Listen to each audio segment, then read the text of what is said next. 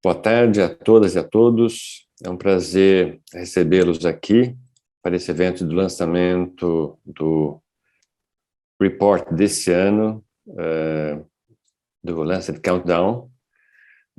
Neste evento nós teremos a participação de várias pessoas, não só dos autores da recomendação para políticas de saúde no Brasil, mas também representantes do Lancet Countdown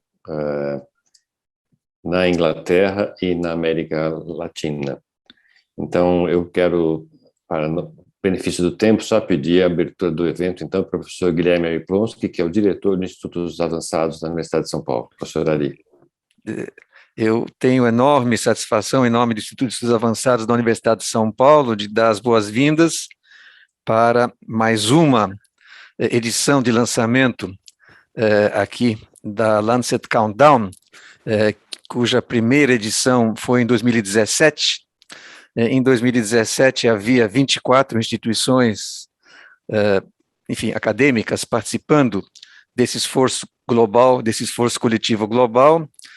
Nesta edição foram registradas 44 instituições, então há um crescimento importante na colaboração internacional, e eu penso que esta edição tem vários aspectos de destaque.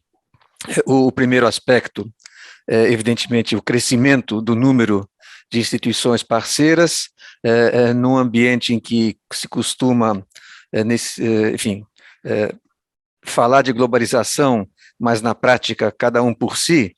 Então, essa área de preocupação com saúde e ambiente, essa área comum, essa colaboração mostra que ainda há espaço importante para essa visão global da humanidade como um todo, e o grupo de saúde planetária, que o professor Saraiva coordena, o grupo de pesquisa, é exemplar nesse sentido. O segundo simbolismo, evidentemente, é a coincidência com a COP26, que está, nesse momento, acontecendo em Glasgow, que todos nós acompanhamos ansiosamente, e, finalmente, registrar uma coisa importante, que é a continuidade, a perenidade. Como eu disse, desde 2017, que temos aqui o privilégio de poder sediar essa ocasião de lançamento no Brasil, mas o fato de que o relatório vem sendo feito consistentemente é importante. Na tradição na qual eu fui criado, a tradição judaica na qual eu fui criado, existe uma certa ideia de que o número 3 é mágico, né? Ou seja, se alguma coisa acontece 3 vezes seguidas, tem até uma expressão para isso, Hazuka, então significa que aquilo está consolidado e daí para frente vai acontecer. Então, de maneira consistente e permanente. Então, cumprimento a todos e todas que participaram da elaboração do relatório, que contribuíram para a sua elaboração e difusão, e devolvo a palavra ao professor Saraiva, desejando um bom evento essa tarde. Muitíssimo obrigado, professor Ari. Agradeço pelo apoio da diretoria na sua gestão, na gestão anterior, quando o senhor era vice-diretor.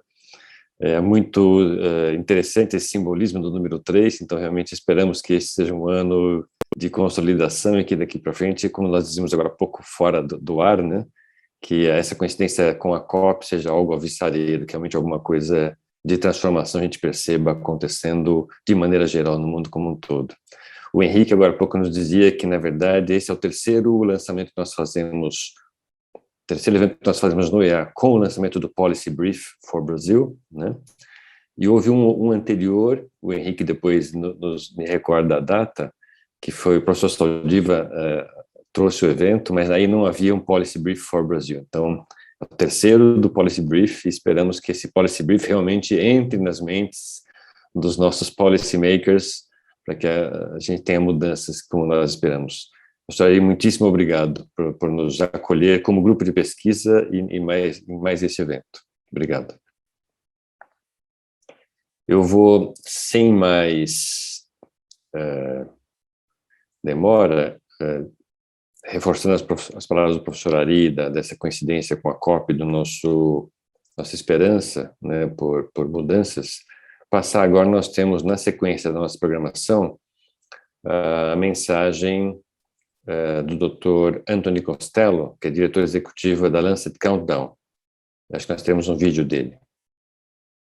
Good morning, South America. First, may I say a huge thank you to Dr. Stella Hartinger for helping to organize this meeting, which is launching the new Lancet Countdown, a regional center in South America, which is based in Peru.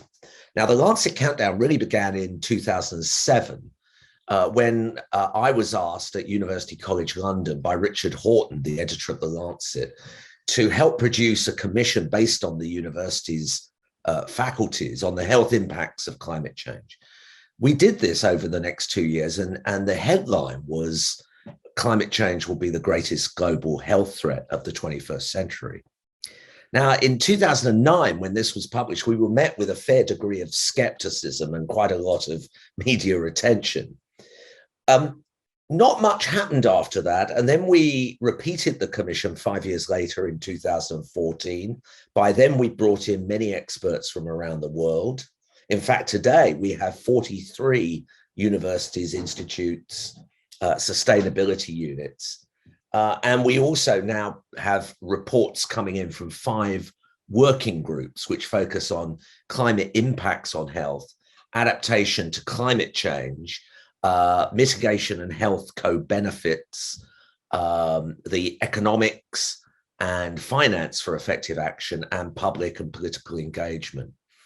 And in the next report, 2014, we said, look, climate change is the greatest global health opportunity of the 21st century. Why?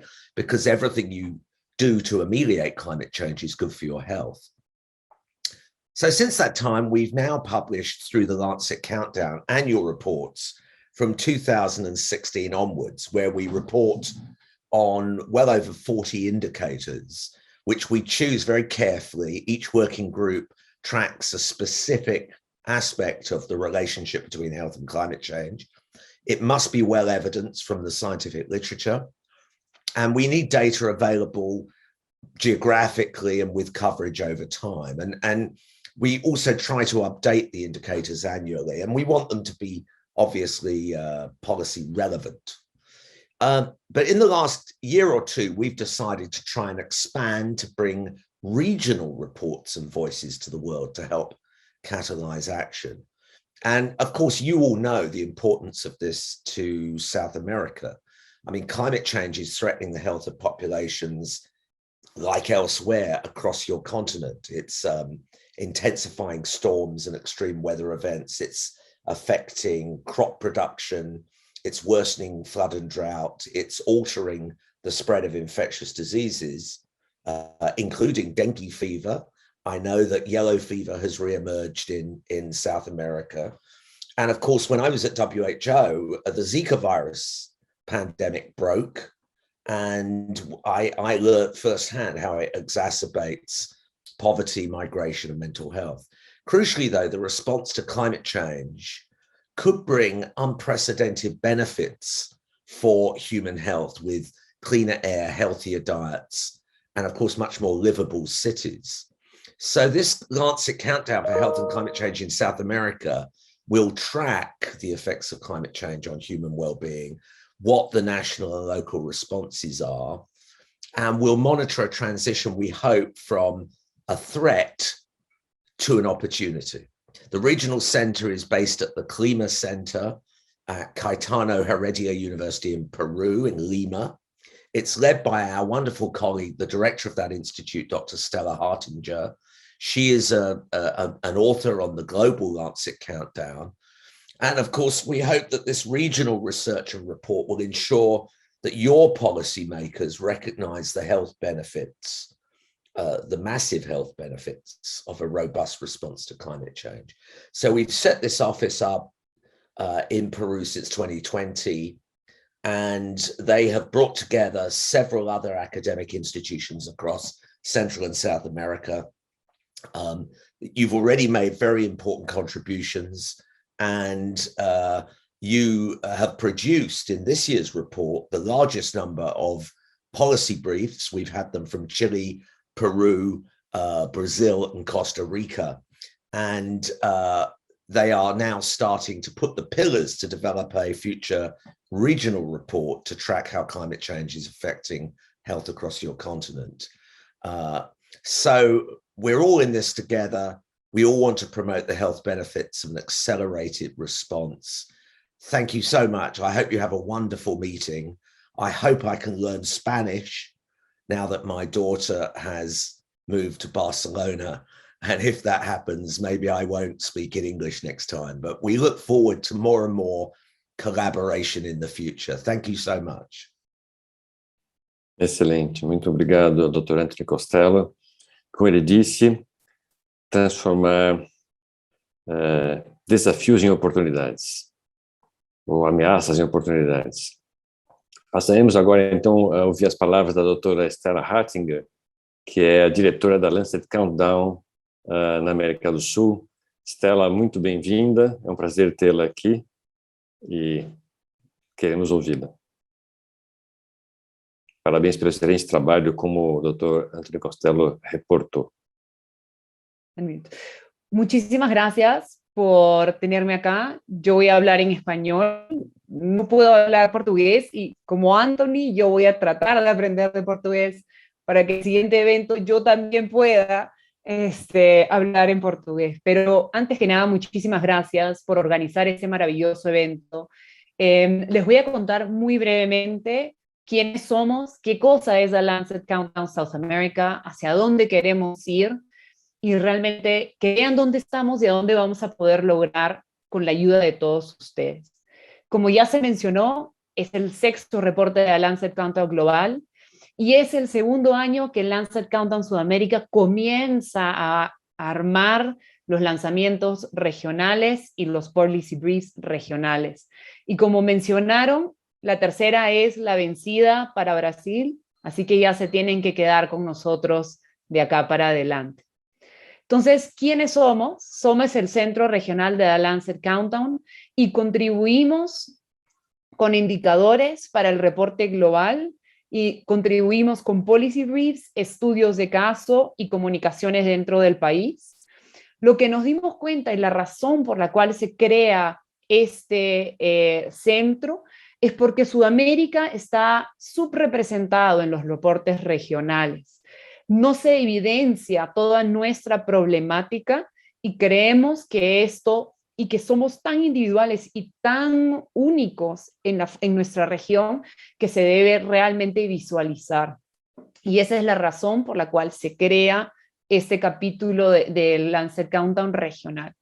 Nosotros lo que trabajamos es para generar colaboraciones con diferentes instituciones, que creo que hemos hecho un buen trabajo en el año que llevamos conformado, generar investigación y expandir la comunicación, como lo mencionaba. Estos somos por el momento. Espero poder agregar más fotos después de este evento, pero ya de por sí estamos con Perú, Chile, Costa Rica, Colombia, México, Brasil, Ecuador, Argentina, y un gran grupo de jóvenes que ya participamos activamente y estamos escribiendo el primer viewpoint y espero que ya el reporte hermano para el próximo año. Sin embargo, este grupo hay mucho espacio y veo la iniciativa de Brasil y voy a seguir fastidiando a Enrique para poder lograr esto en conjunto. Este año realmente ha sido un éxito. Hemos realmente expandido las comunicaciones. Hemos tenido, y vamos a seguir teniendo, todavía no terminamos, vamos a tener 5 eventos en la región. Hemos tenido ya el evento de Perú, el evento de Chile, hoy Brasil, el martes estamos en Colombia y a fin de mes en Costa Rica. Es la primera vez que tenemos 5 eventos organizados. Y es la primera vez que tenemos 4 policy briefs, como menciona el doctor Costello. Cada uno de estos policy briefs, y yo sé que ahora van a presentar el de Brasil, pero cada uno realmente remarca o recalca la importancia para cada uno de nuestros países. En Chile han hablado acerca de las olas de calor, la exposición a los fuegos, y cómo es el vivir en ciudades contaminadas, especialmente por la calidad de aire que ellos tienen, que es bastante mala. En el Policy Brief de Perú hablamos de la pérdida de glaciales tropicales, que es un tema que tenemos que comenzar a evidenciar, el aumento de las temperaturas y los planes de adaptación. A nosotros en Perú la pandemia realmente nos tocó bastante fuerte. Somos creo que el peor país de la región y realmente ha evidenciado lo frágil que es nuestro sistema de salud. Nosotros en Perú empezamos con una desventaja para poder implementar nuestras medidas de adaptación frente al cambio climático, especialmente en el sector salud. Y finalmente, Costa Rica está hablando de la importancia de temas territoriales o de approaches territoriales, en realidad, no me acuerdo la palabra en español, para poder reflejar, para poder trabajar mejor con su población vulnerable. Entonces, cada uno de nuestros países tiene sus propias peculiaridades, pero todos vamos a tener que adaptarnos frente al cambio climático y lo tenemos que hacer como región. Así que los dejo ahí. Muchísimas gracias nuevamente y yo encantada de poder tener más conversaciones con ustedes para poder acercarnos muchísimo más. Muchas gracias, Stella. Muito obrigado, Stella. Um prazer ouvi-la, ouvir e ver a evolução do Lancet Countdown na América do Sul. Parabéns pelo trabalho realizado. Conte conosco, com o Grupo do Brasil. O Henrique tem sido a nossa ligação, né, e continue assim. E obrigado pelas palavras e que o ano que vem tenhamos mais do que esses seis lançamentos, esses 4 reports, né? Que isso siga aumentando, porque nós precisamos aumentar essa mobilização para reverter essa situação que nós enfrentamos, não só em relação ao clima, mas é uma situação toda complexa. Muito obrigado mais uma vez. Nós vamos agora ouvir a doutora Elizabeth Robinson. Doutora Elizabeth Robinson é a diretora do Grantham, Instituto de Pesquisa Grantham, e ela é a líder do Working Group, The Lancet Countdown Report, que foca em impactos das mudanças climáticas, exposições e vulnerabilidade. So, Elizabeth, we're very pleased to have you here, and we're eager to hear your words about the 2021 report on the Lancet Countdown on Health and Climate Change. Thank you so much for taking the time and staying here with us. Welcome, Elizabeth. Thank you so much for asking me to present the Lancet Global Report. So the Lancet Global Report is published by the Lancet Countdown, a medical journal, the oldest English medical journal, arguably the most influential in the world. And it has been working actually to better understand the links between health and climate change for the past 3 decades. And I think Anthony quite nicely introduced the report and the background. Each year since 2015, the Lancet's published the Lancet Countdown Annual Report, tracking the world as it moves from climate change as a threat to human health to what we hope and what we keep waiting for in a way is the response to climate change as an opportunity for climate health. And there are 43 Lancet Countdown partners around the world. And here are the partners. You can take a look at your leisure. And we are climate scientists, geographers, economists, social and political scientists, health professionals. We come from a wide variety of disciplines. So the 2021 report is our 5th iteration. I think quite nicely, our first report came out with COP21 in Paris. And this report this year coincides with COP26. And of course, right now, we're right in the middle of COP in the UK, where I'm based. And countries are really facing that pressure to realize the ambition of the Paris Agreement. So it's possibly one of the most important reports because these next 5 years are so important. The report is the consensus of multiple authors across multiple institutions, and we present 44 indicators across 5 domains. And some of you may have read the reports for the last 5 years. I'm not sure anyone's read them from front to appendices, but for those of you who are used to the report, there are each year there's something new. And this year we have 3 new indicators. One is on heat and physical activity. One is on heat and sentiment. And one is on production-based and consumption-based attribution of carbon dioxide and PM 2.5 emissions. And I think that's particularly important this year when we listen. The other thing that we've done that's new this year is we've disaggregated our indicators by the UNDP's Human Development Index to try to demonstrate the sort of inequalities in health impacts across the globe. And there's also, for those interested in the detail, there's major methodological and data improvements to most of our pre-existing indicators. And those improvements you'll find.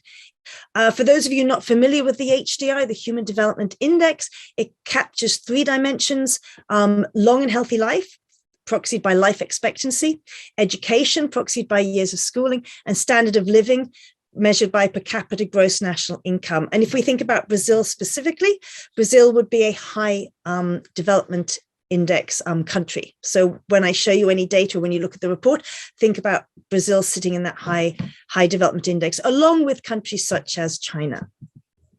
So 2021, we're calling on a code red for health, basically. Unfortunately, the health impacts of climate change are worsening across every indicator tracked in Working Group 1, which is the one I lead. So it's always a bit of a downer to lead Working Group 1. I think it's going to be quite a while before we actually reduce our exposures and vulnerabilities. Climate change is also exacerbating hazards already faced by many, particularly communities that are already vulnerable to food, to water insecurity, heat waves, and the spread of infectious diseases. So just as the world is failing to deliver an equitable response to COVID, what we see is deep inequalities in the global response to climate change. What we know is that rapid decarbonization can deliver better health for all through cleaner air, healthier diets, and more active lifestyles. What we know is countries which contribute least to the problem are lagging behind enjoying the health benefits of an accelerated response. But I think we're not naive to the fact that lower income countries, and that could include countries in Latin America, including countries in Asia and Africa, also need to see an increased prosperity.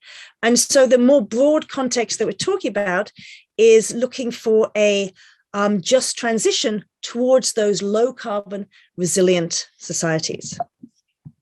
So, sorry, once again. So Anthony mentioned earlier, there's 5 working groups. In the middle is Working Group 1 that I coordinate. And then our Working Group 2 looks at health adaptation. Our Working Group 3 looks at the health benefits of mitigation.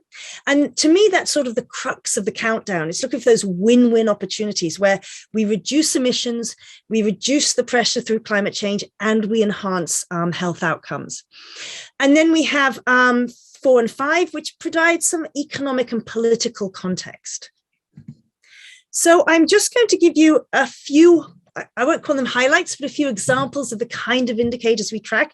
And I encourage you, 1, to look at the report, and 2, to look at the website, www.lancetcountdown.org, where there's a fabulous data platform where you can start to drill down and you can look for data that relates to the country you're from, the region you're interested in. And so first of all, let's look at Working Group 1, the rather depressing working group where everything seems to go in the wrong direction. We track a suite of 5 broad indicators, and I'm just going to show you 3 for today. The first one I want to talk about is wildfires. And so we try to have a headline finding whilst we track over time these indicators. And what we found is nearly 60% of countries have had an increase in the number of days that people are exposed to high or extremely high fire danger compared with about 20 years ago. And about 72% of countries have an increased human exposure to wildfires as well. So what we're looking at is both the risk of wildfire, often that's due to heat and dryness, and we're also interested in exposure to actual wildfires. And what's nice about this map is we can look at the situation in Brazil, and we can see, like most countries, exposure has gone up during the period. Climate suitability for infectious diseases is important across the globe. We track several. We track arboviruses, we track dengue, we track chikungunya, we track Zika, we track malaria. So each of these you can look at in the report and again drill down to on the website. I'm just going to highlight climate suitability for dengue. And what we find here, rather worryingly, is that there's an increase in many countries in vectorial capacity for dengue transmission.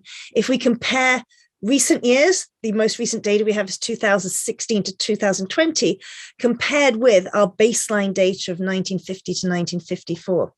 And I think particularly important for Brazil is that we've seen quite a high absolute change in vectorial capacity in Brazil compared with other countries. So that's going to be particularly worrying. What I'm showing you on the right-hand side of this slide is us tracking over time. This is for the Americas as a whole, change in vectorial capacity. So we can see that change over time for 2 of our mosquito species. And just for those who are interested in the technical detail, we've improved our model to try to capture how temperature and rainfall affect this vectorial capacity and vectorial abundance. We overlay this with human population density, so we can start to estimate our number, the expected number of secondary infections resulting from one infected person. I think with COVID, we're all getting quite used to these R numbers. Now, although exposure has increased, the good news is that vulnerability to dengue, which is affected by physiological, social, financial, and geographical factors, is reducing. And what that says is improvements in public health have seen a reduction in vulnerability despite an increase in climate suitability. And we see this quite a lot. So there's pressure from climate change. So far, we're managing to adapt. We're managing to build up our public services. We're managing to reduce poverty to cope with these. But there are limits to adaptation. They're going to be met quite soon. If we look at terrestrial, things sloping downwards here is bad news. Basically, crop yield potential is falling on the left-hand side of presenting the global data, on the right-hand side, the Brazil-specific data. All the key crops, soy, rice, maize, winter wheat, we're finding crop yield potential falling. What that's really telling us is in the future, it's going to be hard to keep yields up. What's new this year as well is we're starting to actually see to what extent we can attribute worsening food security to climate change. And basically, the left-hand graph is showing us that the food insecurity is increasing as our temperature anomaly increases. So there's some complicated econometrics that Dr. Shoa Dasgupta has been doing on the left-hand side to demonstrate this rather worrying trend. And on the right-hand side, I've just taken data from FAO Stat to demonstrate something that we're seeing across the globe, which is for decades, we've seen food insecurity falling across the globe in lower and middle and high-income countries alike. But in the last few years, we've seen an uptick in food insecurity, really worrying. We normally expect poverty reduction to go with a reduction in food insecurity. And our data is suggesting that some of this uptick in food insecurity could be something to do with climate change. And the climate change is just making food security harder. And this is really worrying. So that was working group 1. I'm just going to highlight a couple of aspects from working group 3, mitigation actions. What I always think of as central to the Lancet Countdown.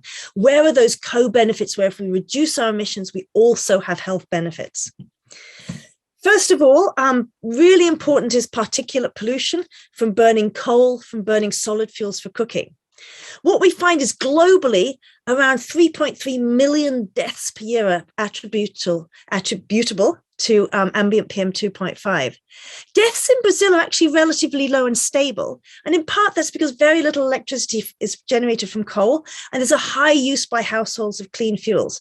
So that's really an ongoing good news story for Brazil. Another piece of data, and it's always a little controversial presenting meat consumption, but certainly in higher income countries, in high HDI countries, we could consume less meat and improve our health, many of us. And if we achieve dietary change consistent with Paris Agreement and Sustainable Development Goals, that's consistent with reducing reliance on red meat consumption and prioritizing a more balanced, healthy diet. What we find, and I've pulled these data specific to Brazil off the Lancet Countdown website, so you can do that too. Red meat consumption in Brazil is falling. So the signal from that suggests that could be implying healthier lifestyles, healthier diets, and reduced emissions. So that's a win-win. In terms of economics and finance, I'm just going to talk about costs of health impact of air pollution. Again, just to show you some of the kinds of data that we're presenting in the Lancet Countdown. But we can now start to look at the costs of the health impacts of air pollution in terms of average incomes lost. Now, to many of us, what really matters is the health impact. How many people are losing their lives? How many people are sickened because of this?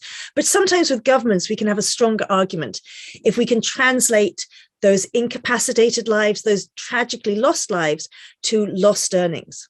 And what we can see is that the impact is quite large. But if we look at the Americas, the impact is relatively low, again, because clean energy is being used in Latin American countries. So the costs in the Americas are relatively low. And one final slide. I know I want to wrap up soon, so there's lots of time for other presentations and for questions. In terms of public and political engagement, we track lots of types of engagement. We track media engaging with health and climate change, individuals engaging with health and climate change, the scientific journals, corporate sector. But I just thought I'd pull out government engagement with health and climate change because we've got global data, and we can also track the data from Brazil specifically. And what we find, again, we're tracking over time.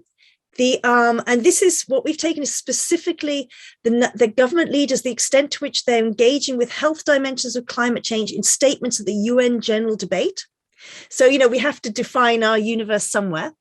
And here we found that almost half of government leaders are engaging with this debate, but there's still very little intersection of government leaders talking about the links between climate change and health. And if we pull out Brazil specifically, health has had 6 mentions, climate 2, but climate and health so far have not been mentioned together. And so if we start to see governments talking about climate and health together, if we start to see in the literature, in the general media, in social media, it starts to say that those links between climate change and health are really being felt.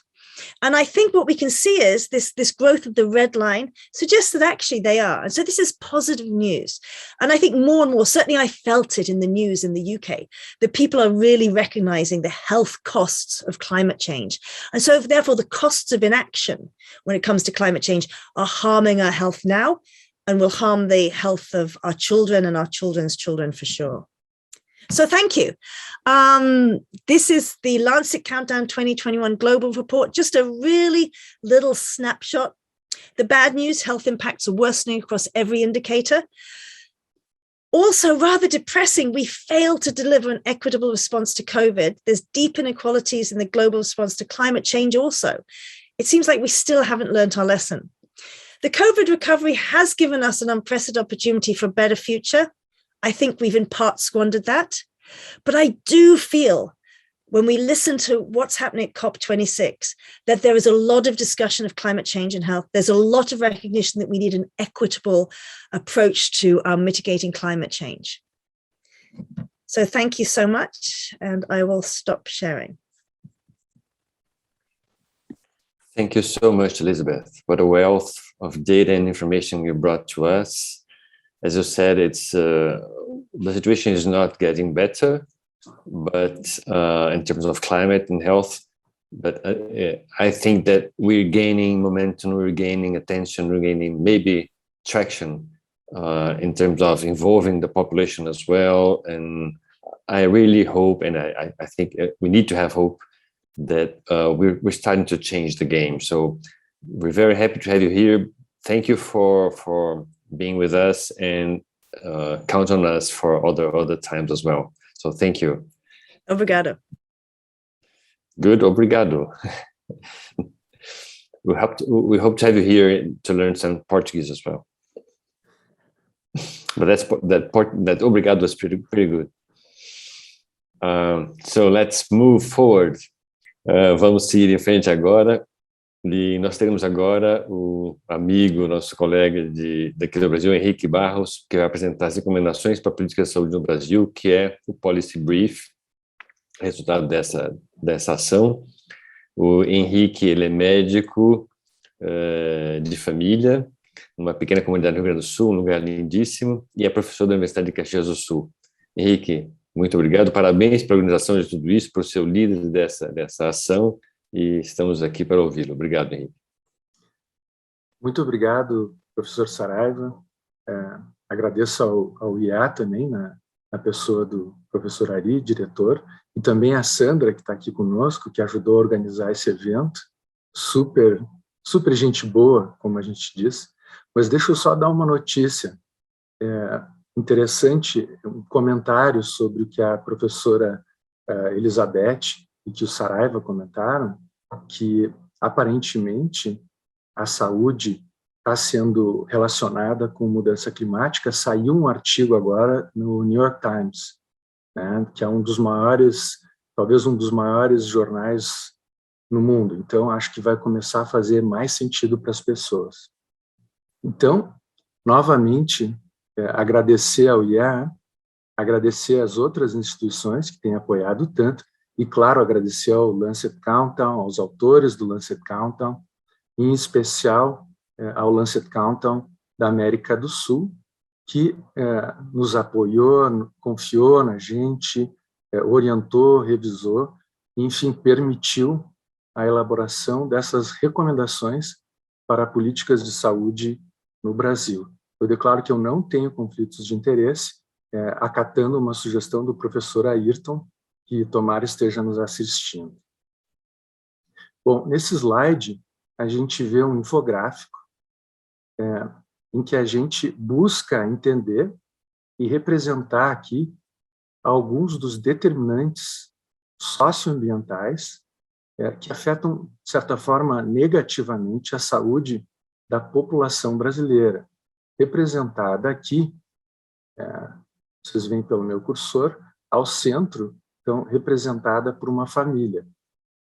Logo acima, a gente vê uma representação do excesso de consumo de carne vermelha, que, embora, como apresentado pela professora Elizabeth, tenha uma certa tendência de queda, ainda está em excesso. E a gente utiliza, então, essa questão, esse indicador de carne vermelha, como o entrelaçamento, ou o nó desse entrelaçamento de relações tão complexas para ter um foco, para definir um certo universo, para fazer as nossas recomendações de políticas, né, para o Brasil. No canto superior esquerdo, a gente percebe que cerca de 40 mil mortes podem ser atribuídas ao excesso de carne vermelha. São dados do Lancet Countdown. No canto superior direito, a gente percebe que cerca de 20 mil mortes podem ser atribuídas à poluição do ar. Claro que esse dado aqui, ele não separa de incêndios florestais, que depois a gente vai comentar, de outras fontes de poluição do ar.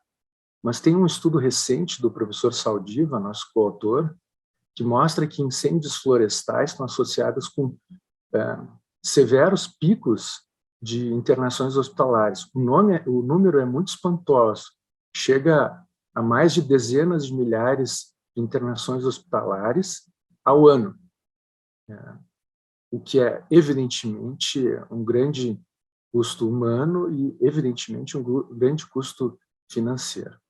Já no canto inferior esquerdo, a gente vê o que a professora Elizabeth estava apontando, que é a perda de produtividade da agricultura em nível mundial. Aqui a gente pontuou só a produtividade do milho, que é muito importante no Brasil. É uma lavoura muito tradicional na América Latina como um todo, porque, se eu não estou enganado, acho que a origem é do Peru, da onde a professora Estela mora.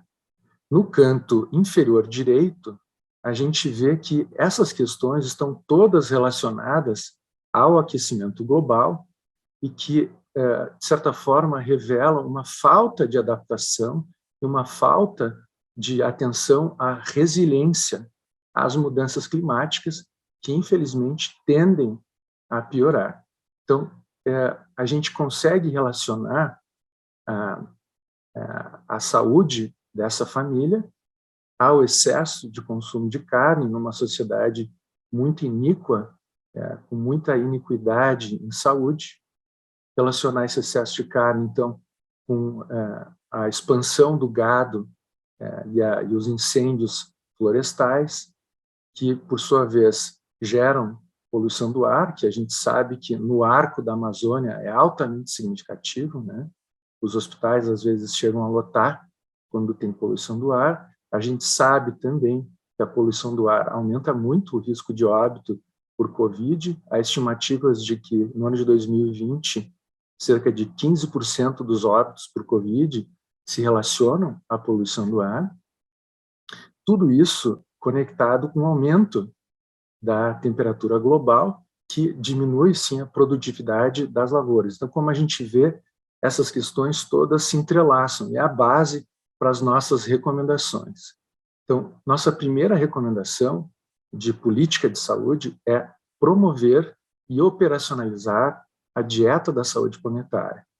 Então, pensando principalmente em políticas públicas que já existem, acredito que nossos comentaristas vão elaborar um pouquinho nisso, mas então, utilizando essas repartições públicas, que são de enorme impacto no Brasil, para promover a dieta da saúde planetária, que é principalmente uma dieta baseada em plantas e que promove também a redução do consumo de carne vermelha. Segunda recomendação é melhorar a alimentação e a segurança nutricional.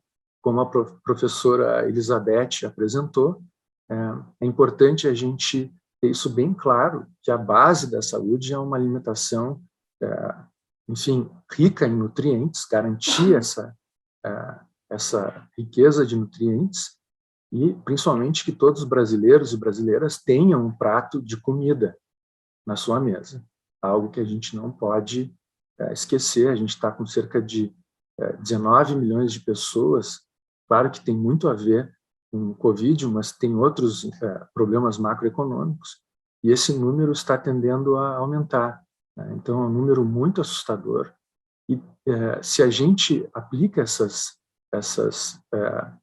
recomendações, a gente vai ver que, fortalecendo a agricultura familiar, fortalecendo essas cadeias curtas, fortalecendo a biodiversidade local, a gente aumenta a resiliência e se adapta melhor às mudanças climáticas, promovendo a equidade em saúde.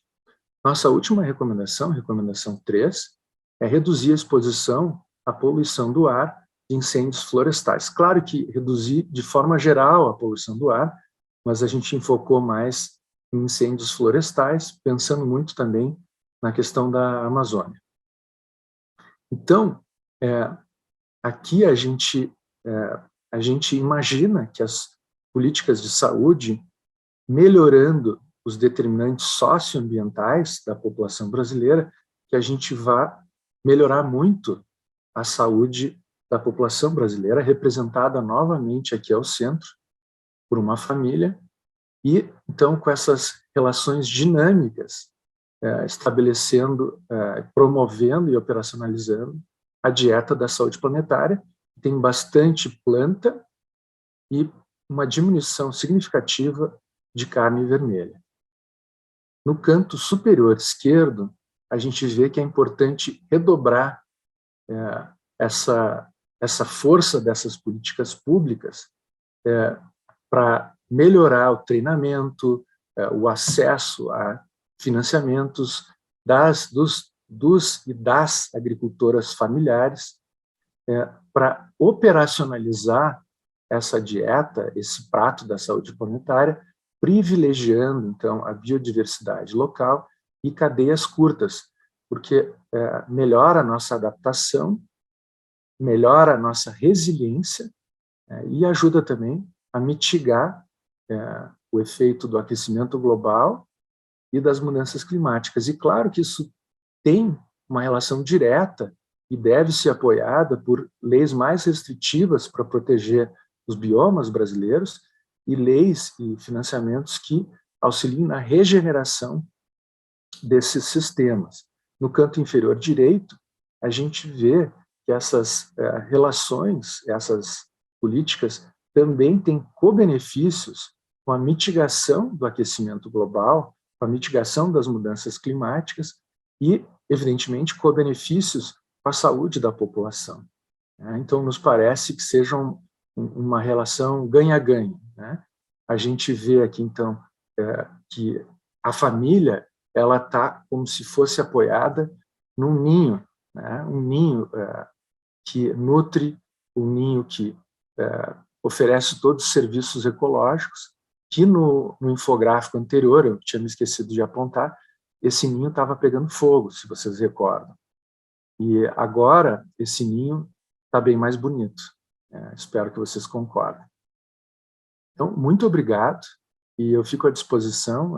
Acho que vai ser um evento bem bacana. Agradeço novamente ao professor Saraiva, que está coordenando aí. É muito, muito bom poder estar aqui contigo, Saraiva.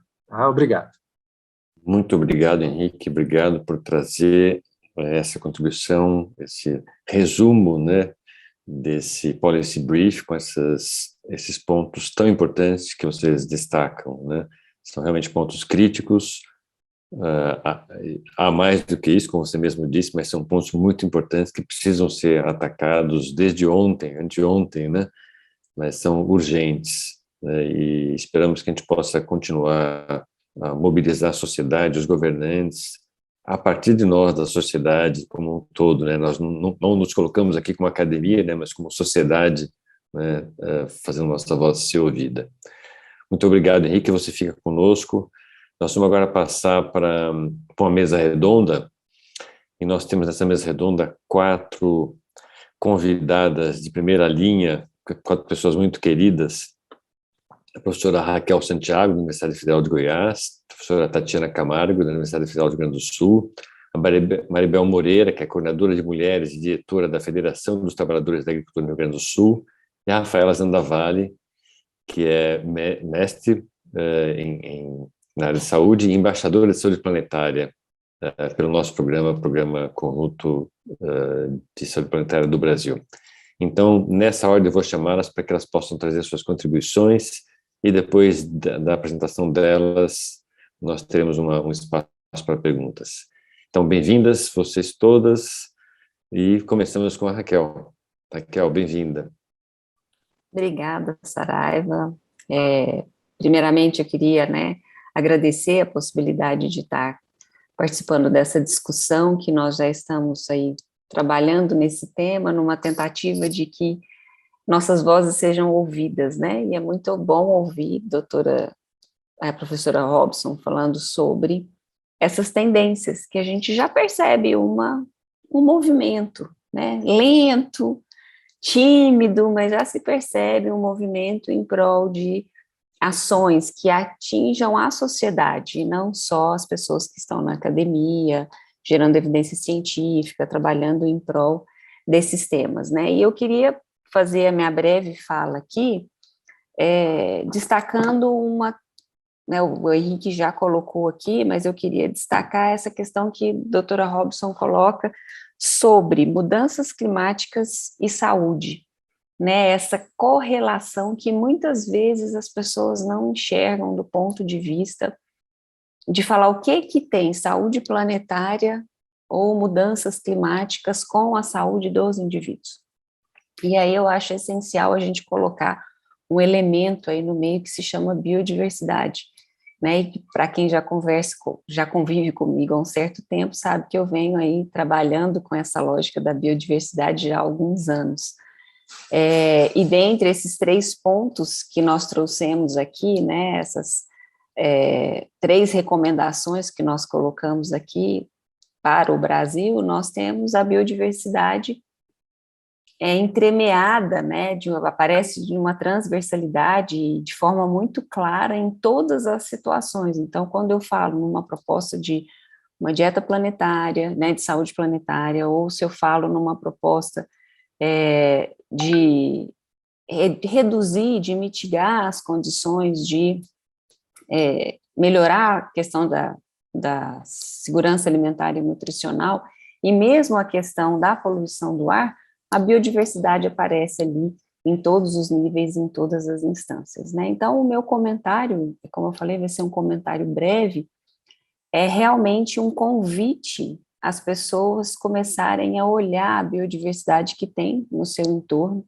O Henrique colocou muito bem aqui na fala que me antecedeu a questão das cadeias mais curtas, do fortalecimento da agroecologia, do fornecimento dos produtores locais, da valorização dos saberes tradicionais, e nós já temos no Brasil algumas políticas que tratam desse tema, né, mas que muitas vezes são, às vezes, até esquecidas. Então, só para dar alguns exemplos aqui, a gente tem um programa de alimentação do escolar, o programa de alimentação escolar, o Fundo Nacional de Desenvolvimento Escolar, ele tem um programa que trata de compras, por exemplo, de no mínimo 30% das compras, está escrito lá no nosso relatório, descrito e tudo, 30% das compras de agricultores familiares. E o que a gente percebe na não implementação dessa política pública é o quê?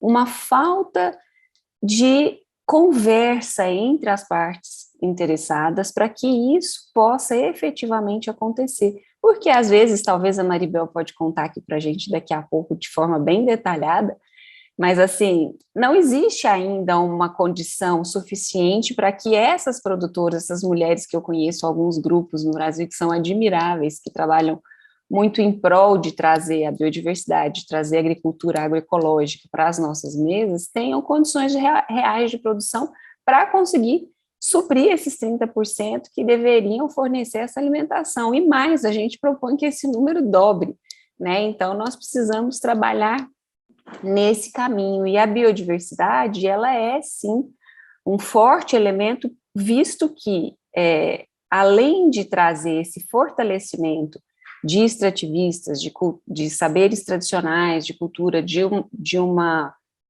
redução, né, das alterações climáticas por uma preservação dos biomas que nós temos fantásticos no Brasil, ela traz ainda uma característica de melhoria na qualidade da dieta, porque hoje um dos grandes problemas da nossa dieta, no mundo e não só no Brasil, mas no Brasil também, é a falta de diversidade.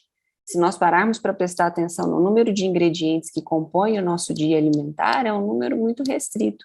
E no Brasil especificamente, a gente tem, doutora Robson, um consumo de carne excessivo. Eu brinco que muitas vezes a gente consome carne 5 vezes por dia, quer seja via embutidos, quer seja no nosso famoso churrasco, quer seja numa preparação de um lanche, de vários elementos, a gente tem um consumo muito excessivo. Então, é sabido que é necessário, é importante, mas nós temos sim de trabalhar e de fazer esse exercício em 2 pontos que eu quero aqui frisar para finalizar minha fala.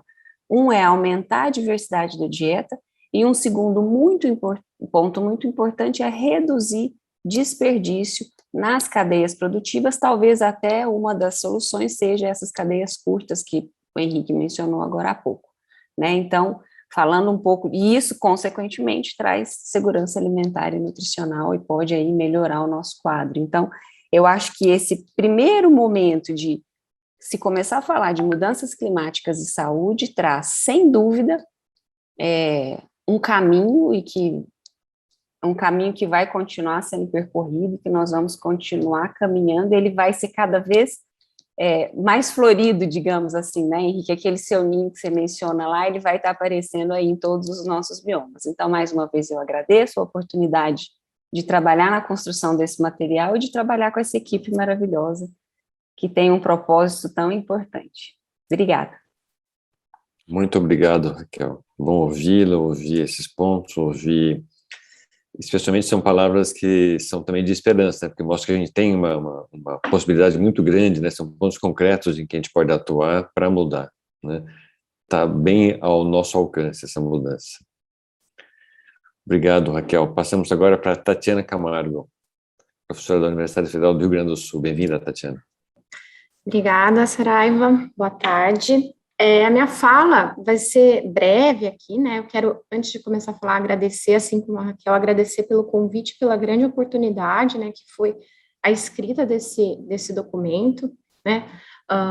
Os colegas que participaram, que estão aqui, né? Henrique, Raquel, Ayrton, a Daniela, que está lá na COP, não pôde estar aqui hoje, né, e quem participou como revisores também, Saraiva, Saldiva, dizer que é sempre um grande esforço concentrado, né, primeiro toda a construção, mas o quanto a gente aprende, o quanto a gente vai formando parcerias boas e frutíferas.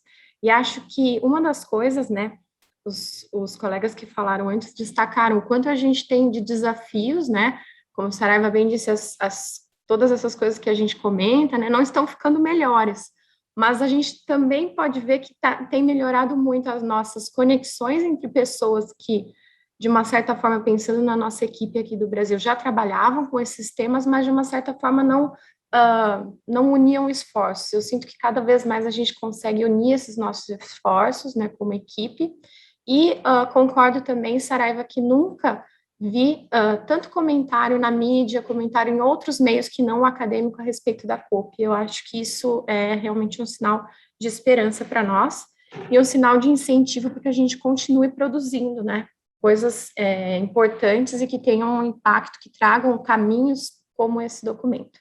Então, aqui para essa minha contribuição na mesa, né, eu pensei que talvez o que eu pudesse colocar, além de todas as coisas que já foram apresentadas aqui, né, e o nosso documento, é falar um pouco a partir da minha experiência e trajetória como educadora e pesquisadora em educação e ciências.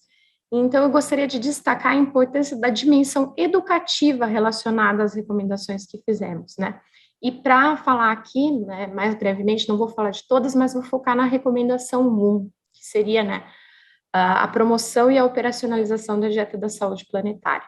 Então, para que essa promoção e operacionalização da dieta da saúde planetária aconteça, né, é fundamental que, além de tomar as políticas, de fazer as políticas, que é o primeiro passo, que a gente pense em estratégias educativas aliadas à criação dessas políticas eficientes, né? A gente apontou ali como recomendação o aumento do percentual de compras da agricultura familiar nas compras públicas, né?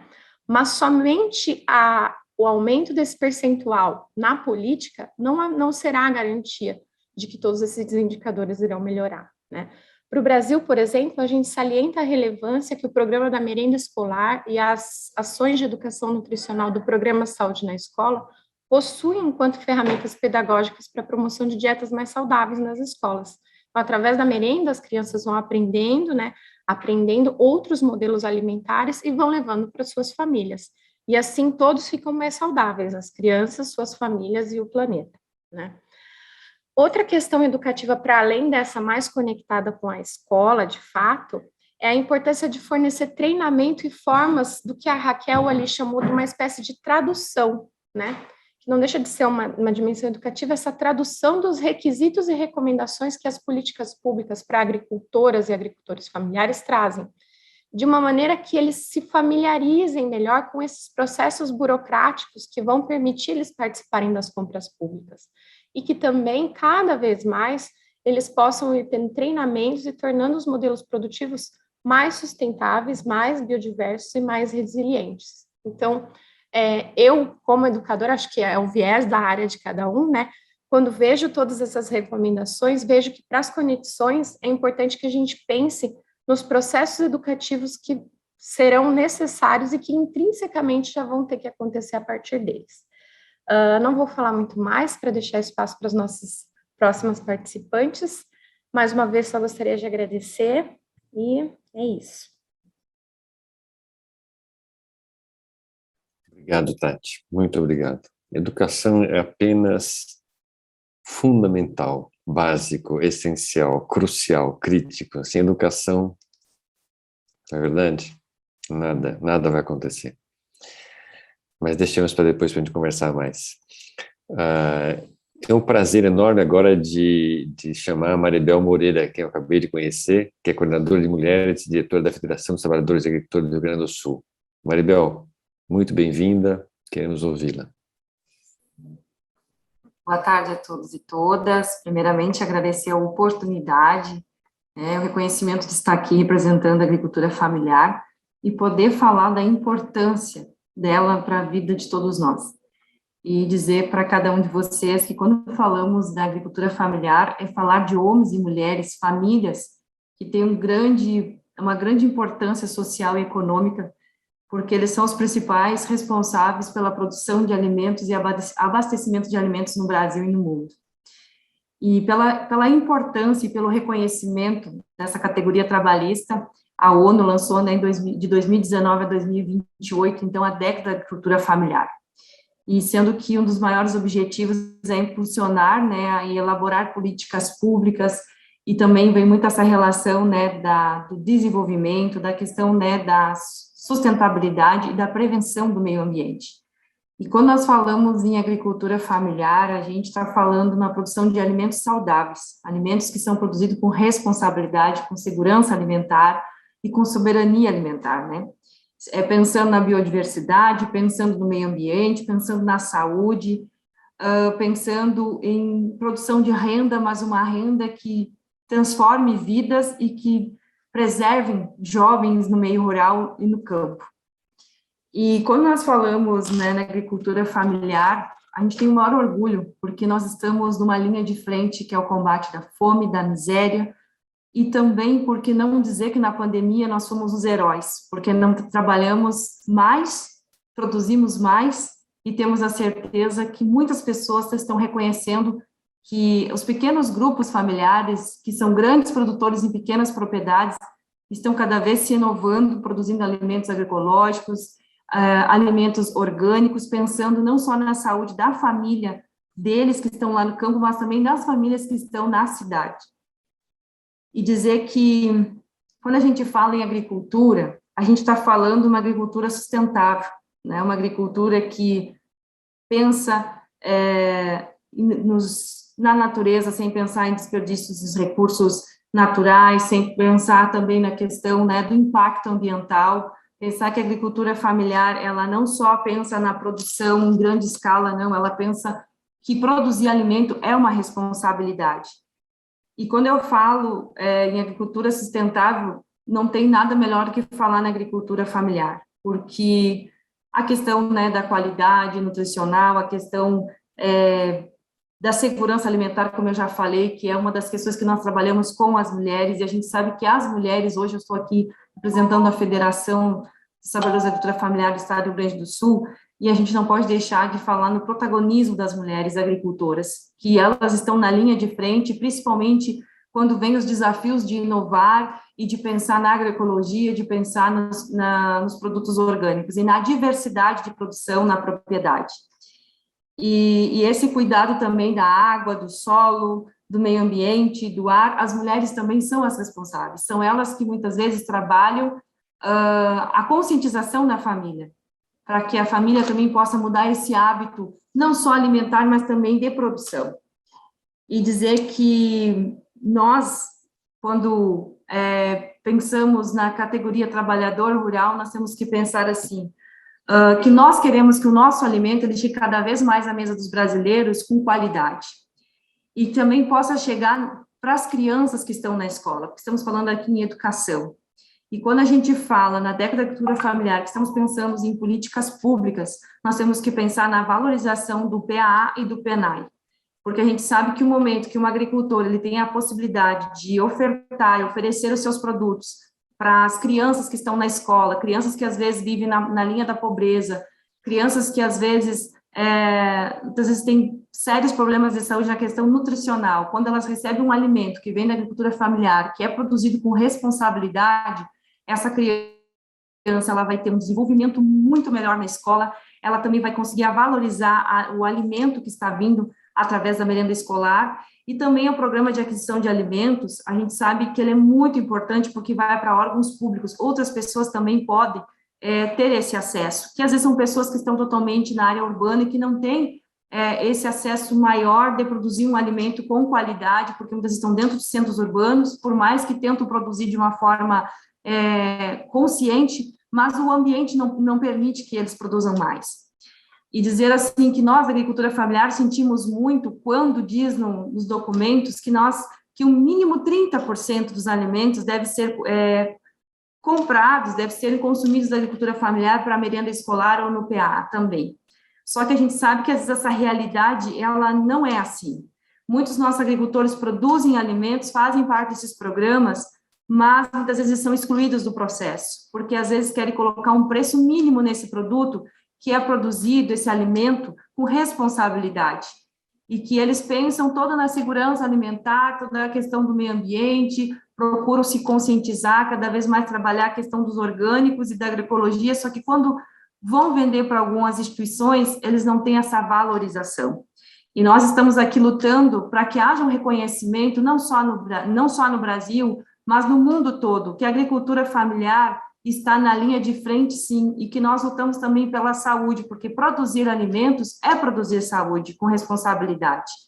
E o que mais nós pedimos e o que mais nós queremos, nós, mulheres, jovens, aposentados, que ainda produzem alimentos, homens, é que aumente cada vez mais, que os governos, que as nossas lideranças entendam que 30% é muito pouco, é o mínimo, e eles muitas vezes estão consumindo os nossos alimentos no mínimo, sendo que se nós queremos ter uma população menos doente, mais saudável, eu sou suspeita em dizer, temos que consumir mais produtos da agricultura familiar, porque nós produzimos vida, produzimos saúde e produzimos esperança, porque quando nós temos programas, nós temos políticas públicas que incentivam a agricultura familiar, nesse momento nós estamos incentivando o jovem a permanecer no campo, nós estamos combatendo o êxito rural, e nós estamos dando continuidade no nosso campo, que é onde vem toda a matéria-prima que está na cidade.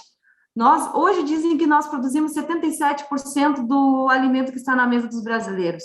Eu sou suspeita em dizer que é praticamente 100%, porque toda a matéria-prima vem do campo. Essa é a minha mensagem que eu quero dizer para todos e todas, e agradecer a todos que estão empenhados pela essa luta e o reconhecimento da nossa agricultura familiar, porque o homem e a mulher do campo, essa hora, está lá produzindo alimentos, e muitos estão produzindo alimentos com responsabilidade, para que a gente possa ter um Brasil melhor e um mundo melhor, e um campo melhor também, cheio de vida e com uma continuidade. Muito obrigado, Maribel. Muito bom ouvi-la, ouvir essas palavras. Realmente a agricultura familiar tem uma importância enorme, e a tua fala traz isso, nessas várias dimensões da qualidade, da responsabilidade, do respeito à natureza, e em particular do papel da mulher também, né? Que inclusive podemos fazer uma ligação muito fácil, né, do papel da mulher também na questão da educação que trouxe anteriormente a Tatiana, né, a questão da dieta. A mulher tem um papel muito importante nas nossas famílias, né, na nossa estrutura, e no fundo você traz isso também. Eu passo agora para a nossa última convidada, que é a Rafaela Zandavalli. Rafaela, muito bem-vinda, uma das nossas excelentes embaixadoras da saúde planetária. Queremos ouvi-la, Rafaela. Obrigada pelo convite. Eu vou compartilhar uns slides. Então, queria primeiramente agradecer aqui por terem me convidado para falar hoje. E queria também muito agradecer ao Lancet, assim, ao Countdown, por levantar esse tema da saúde planetária de forma tão relevante. Eu acho que eu sempre quis poder expressar essa gratidão, e acho que agora é uma oportunidade. E também agradecer imensamente aos autores dessas recomendações para as políticas de saúde do Brasil, desse ano e dos outros. Eu achei elas espetacular, assim, o Policy Brief, porque tocou em pontos centrais e cruciais para o Brasil, né? E eu falo como uma jovem que faz parte de uma população que está e será afetada muito na saúde física e mental, pelas mudanças climáticas e pela degradação ambiental, né? E o resumo das recomendações se inicia falando sobre inequidades, né? E isso me fez pensar, eu vou falar um pouco sobre as reflexões que eu tive ao ler o Policy Brief, no contexto onde eu estou, que é no Brasil, na cidade de Porto Alegre. Eu trabalho numa unidade de saúde, sou médica de família, e nessa região aqui, aquele ali é o meu posto de saúde, né? Então, comecei a pensar nas desigualdades sociais, de cor, de gênero, sexuais, geracionais, interespécies, né, dentro do meu contexto. E recordei assim, das pessoas que eu atendo, né, como médica de família. Essa área que eu atendo é uma área urbana, né, um bairro de classe baixa, com alguns bolsões de pessoas muito vulneráveis. E o centro de saúde onde eu atuo é público, pelo SUS, Sistema Único de Saúde, muito procurado pela comunidade, né? Eu diria que essa comunidade tem um excelente acesso a esse serviço de atenção básica, atenção primária, que no Brasil varia muito de região para região. E os sistemas de saúde, como sabemos, eles são responsáveis por 20% do estado de saúde dessa comunidade. E o restante são os determinantes sociais e ambientais. Então, o sistema de saúde precisa ser acessível, gratuito, universal, valorizado e fortalecido para mitigar os efeitos da degradação ambiental das mudanças climáticas. E os efeitos das mudanças climáticas afetam e afetarão mais as comunidades mais vulneráveis. Justamente por isso que o SUS desempenha, então, um papel tão importante na promoção de equidade. Atualmente, então, eu atendo pacientes com insegurança alimentar, né, tanto em termos de quantidade quanto de qualidade dos alimentos. Alimentos produzidos por produções extensivas de monocultura, muitas vezes com agrotóxicos, pouca diversidade alimentar e nutricional, um alto consumo de produtos ultraprocessados. E as famílias das áreas urbanas então se distanciaram da produção de alimentos e não têm acesso a alimentos de qualidade, né? E as pessoas das áreas rurais também sofrem imensamente com insegurança alimentar, devido à forma como a gente produz alimentos nesse país. E na minha realidade, felizmente, a gente tem um posto de saúde vizinho ao nosso, consegue fazer um grupo de mulheres também, uma área extremamente vulnerável, consegue produzir diversos alimentos e suprir um pouco dessa pouca diversidade alimentar para a comunidade local. A população brasileira também, culturalmente, come muito mais carne do que o necessário, como a gente já conversou aqui, e, infelizmente, quando a gente vê uma redução no seu consumo, infelizmente, é por empobrecimento das pessoas, né? Então, ainda a questão cultural permanece bem importante aqui, mas nós realmente precisamos comer carne todos os dias, né? Será que a gente não está prejudicando muito a saúde a nossa e do meio ambiente com isso? E as recomendações foram muito inteligentes, então, em propor mudanças na nutrição das instituições relacionadas ao Estado, né, a fim de gerar novos hábitos e culturas mais saudáveis que reduzam a pegada de carbono no país. E em relação à poluição do ar, né, as recomendações trazem de forma brilhante uma das principais fraquezas do Brasil, que são os incêndios florestais, muitas vezes para a população, para a produção, né, de agronegócio, criação de gado. A população diretamente afetada são as populações rurais e tradicionais brasileiras, e de forma circular, né, os incêndios estão reduzindo os tamanhos das florestas, liberando gás de efeito estufa, reduzindo as chuvas, e gerando muitos problemas para a agricultura e para a segurança alimentar na população brasileira.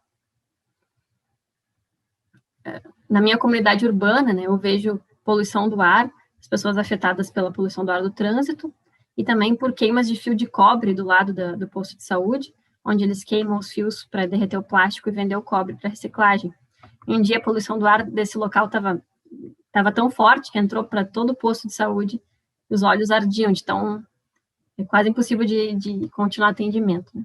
A gente vê como a gente pode sentir muito os efeitos às vezes fisicamente na hora, né, da poluição do ar. E quantos casos de hipertensão, de AVCs, de ataques cardíacos, a poluição do ar, e também a desnutrição e a obesidade estão causando na comunidade onde eu atuo, né? Eu me questiono. Além da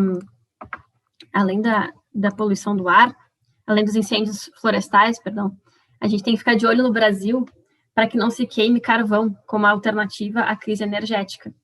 Aqui, novamente, a crise energética é relacionada à crise hídrica, em função de desmatamento e do aquecimento global. A 20 quilômetros da minha cidade, a capital do Rio Grande do Sul, existe um processo de licenciamento ambiental em andamento para permitir a instalação da maior mina de carvão a céu aberto do Brasil, a mina Guaíba, chamada mina Guaíba. E 4,5 milhões de pessoas serão expostas a 416 quilogramas por hora de material particulado no ar para explorar esse carvão, sem falar da subsequente queima do carvão desse combustível fóssil. E onde estão os estudos de quantas pessoas a mais terão sua doença pulmonar obstrutiva crônica exacerbada ou agudização de angina? E as crianças que terão crises de asma e pneumonia? Quanto mais pessoas morrerão de doenças pulmonares e cardiovasculares por causa disso? Quanto o sistema de saúde terá que gastar para tratar todas essas pessoas? e também a carga de doenças associada ao aumento dos gases de efeito estufa. Então, existe esse grupo de médicos voluntários brasileiros chamado Medicina em Alerta, do qual eu faço parte, teve o apoio de 8 sociedades científicas, né, apoiando a necessidade de uma avaliação de impacto na saúde para esse empreendimento na Mina Guaíba. A OMS recomenda que todas as empresas que têm os empreendimentos, tenham uma avaliação de impacto à saúde.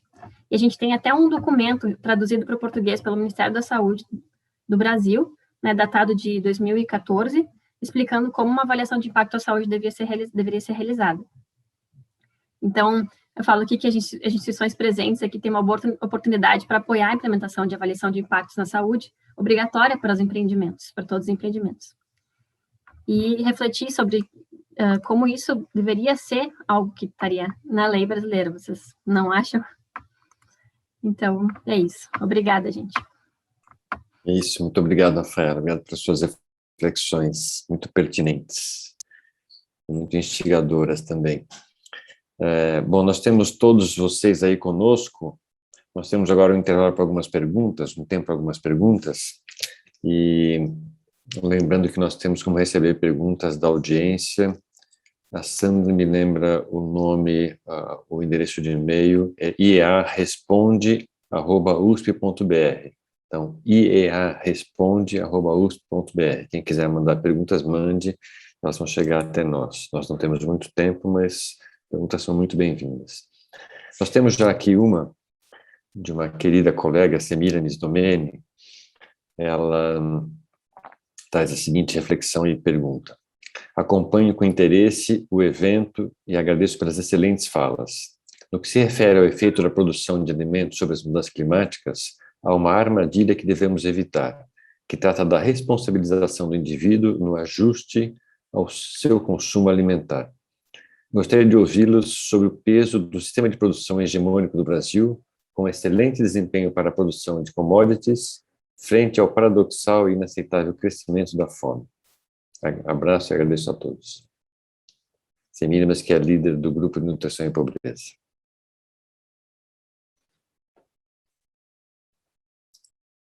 Deixo aberto para quem quiser iniciar. Eu acho que comentário. Não sei se é mais para a Raquel, hein, Raquel? Eu acho que é mais consistente do que eu, certamente. Acho que todos nós temos comentários a fazer em relação a isso, né? Semiramis é uma grande amiga, obrigada pelo comentário, obrigada pela... É uma situação que, assim, é uma fala que você tem que parar e pensar um pouquinho, né? Refletir a respeito disso. Nós temos, sim, grandes mudanças a serem feitas, né? Num processo de crescimento populacional, num processo de mudanças climáticas importantes, em que a gente precisa reverter um quadro de mudanças climáticas. Então, eu acho que isso passa por todo o sistema alimentar, desde o princípio, desde a produção de alimentos, até a forma como os indivíduos têm se alimentado, né? Eu falei um pouquinho agora sobre a questão da falta de diversidade alimentar, e aí isso, então, traz uma participação importante de pessoas que não produzem, às vezes, alimentos de forma industrial e na forma de monoculturas. A gente precisa da outra produção de alimentos, né, em que a gente tenha esse aumento de alimentos na mesa, e que Tatiana e Maribel colocaram muito bem quando se fala da questão educacional, da questão de ter o alimento na mesa das pessoas, de ter o alimento na escola, né? A criança, ela é um veículo fantástico, assim, de falar, primeiro, o que é bom e o que é ruim, e segundo, ela leva essa tarefa para casa, e ao levar essa tarefa para casa, ela faz com que as outras pessoas que já estão no outro fluxo tragam também essa reflexão, e isso não passa só pelo tipo de escolhas alimentares, mas também pelo quanto a gente come. Se cada um aqui fizer uma reflexão, cada uma das pessoas que estão aqui assistindo fizerem uma reflexão, muitas vezes a gente come, né, e sem muita necessidade, ou coloca no prato porque você achou lindo, ou porque você gosta muito daquilo, quando na verdade você às vezes nem estava com fome. E aí você traz um desperdício gigantesco de alimentos, né? Se a gente for estudar todo o sistema alimentar, a gente traz, e isso traz um impacto ambiental muito grande, desde do ponto de vista de desperdício, de quantas pessoas poderiam se alimentar. Existem estatísticas que trazem dados que trazem que cada pessoa joga no lixo meio quilo de comida por dia. Então, o professor Saraiva, que é da área de engenharia, se ele fizer uma conta rápida, ele vai ver que é um número muito alto por ano de alimentos que vão para o lixo e que poderiam trazer alimentos para muitas mesas, para muitas famílias. Então, essa reflexão e esse envolvimento, eu acredito, Semiramis, trazendo assim uma visão mais geral do que você coloca aí, que ele precisa passar em todos os níveis desse sistema de produção de alimentos, desde as pessoas que estão consumindo, como elas precisam aprender, como elas têm tantas coisas para melhorar no que elas vão fazer, até de quem produz, né? Qual é a forma de produção, que tipo de alimento nós queremos produzir, que tipo de alimentos que nós queremos colocar na mesa. E aí eu aqui como nutricionista e você também que está aí nos assistindo, temos um trabalho junto com pessoas de outras áreas enorme de trazer, junto com a Tatiana na área de educação, junto com o Saraiva, que a gente tem trabalhos aí na área de identificação, junto com o pessoal da área de medicina, né, e por isso que esse tema é tão bom, porque a gente consegue conversar em todas as áreas e enxergar uma solução coletiva. Mas a reflexão que você trouxe é excelente, obrigada aí por nos trazer mais essa reflexão. Alguém quer comentar? Eu quero fazer um comentário, Saraiva.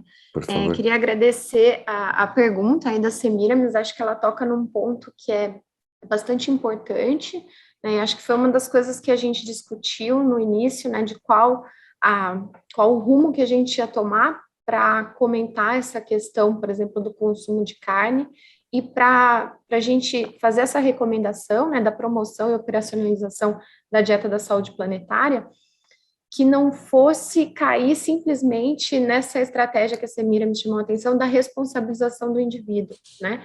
Que senão a gente simplifica muito. Então, acho que a gente fez questão de partir disso, com a conexão, por exemplo, do fomento das políticas públicas e o fortalecimento da agricultura familiar, para destacar que há uma responsabilidade que precisa ser compartilhada, né? Claro que tem todas as questões individuais, né? Tem a questão do setor saúde de atender, das professoras de atuarem na educação nutricional junto com as nutricionistas, mas tem também toda uma questão do quanto, enquanto governo, né, precisa ser pensado como fornecer esses alimentos também, toda essa parte. Então, acho que essa questão de quanto a gente não pode tornar essa ideia de uma dieta mais saudável como se fosse alguma coisa restrita e elitista.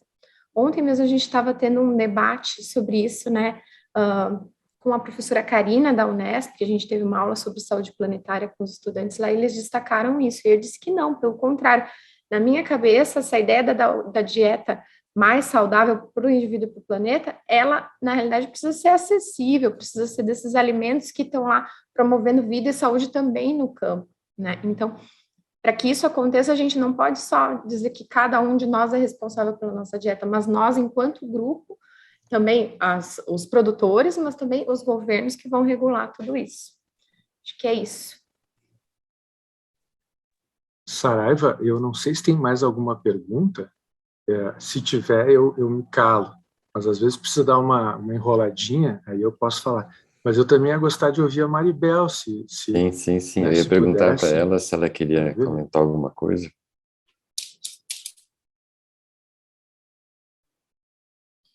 Olha, perguntas eu não tenho, só tenho agradecimentos, né? Acreditar que as universidades são as nossas grandes parceiras, e eu digo que eu que estou no movimento sindical, aqui representando a agricultura familiar, a gente sabe da grande parceria que a gente tem com a universidade, quando a gente tem universidades que se empenham com a educação do campo. Então, a gente trabalha aqui a questão da saúde, várias políticas sociais, eu não só sou responsável pela coordenação de mulheres, mas eu trabalho com a educação do campo também. Então, a gente sabe, assim, da importância de termos parceiros da saúde, da educação, da universidade, todas as entidades que mencionam a agricultura familiar, para nós, são os nossos parceiros, independente de serem pessoas urbanas ou pessoas rurais, como a gente diz, menciona os homens e mulheres do campo. e dizer, assim, que a gente tem uma grande parceria com a Prof. Tatiana aqui, eu chamo de Prof. porque é uma pessoa próxima de nós, né, que é a universidade que está aqui com nós também, no estado do Rio Grande do Sul, trabalhando a questão da agroecologia, a questão dos orgânicos, conscientizando os nossos agricultores, porque a gente sabe que ainda há uma resistência, alguns grupos ainda têm esse medo de experimentar esse novo, que é tão importante, e que a gente menciona tanto a questão da saúde. Então, seria mais para contribuir mesmo com a fala de todos que me antecederam, agradecer por essa preocupação com a biodiversidade, com esse meio ambiente, com essa mãe terra que nós vivemos, e que nós possamos não só colher frutos para alimentar, né, e matar a fome, mas que a gente também possa colher frutos de esperança, porque eu sempre digo que falar de educação e saúde e produção de alimentos é falar em esperança e é falar em vida.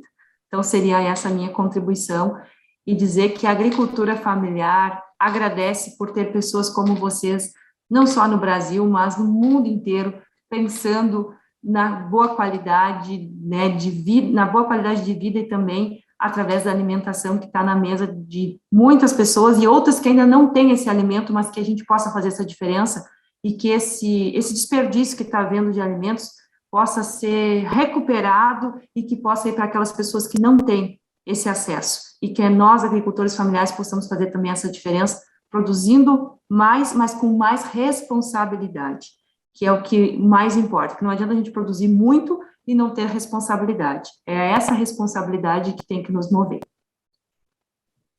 Obrigado, Maribel.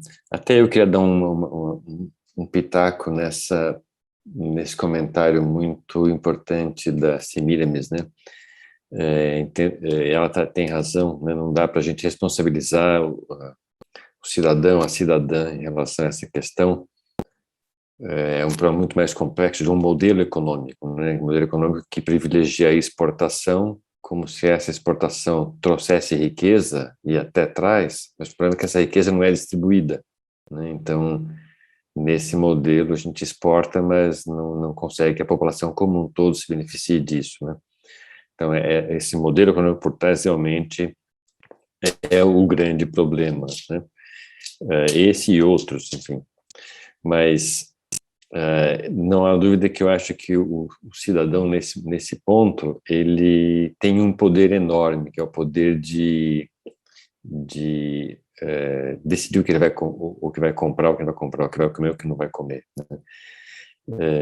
E aí eu faço o link de novo com a educação. A educação é fundamental, porque pessoas educadas vão ter mais poder de decidir com mais embasamento, né, com mais consciência, e escapar dessas armadilhas, inclusive das armadilhas de marketing, né? Não sei se vocês lembram, a gente teve em dezembro uma das falas do nosso evento de dezembro do ano passado, o Eneus falando sobre marketing, em consumo e efeito disso, fazendo paralelo com a saúde planetária, né? Realmente é um problema sério, né?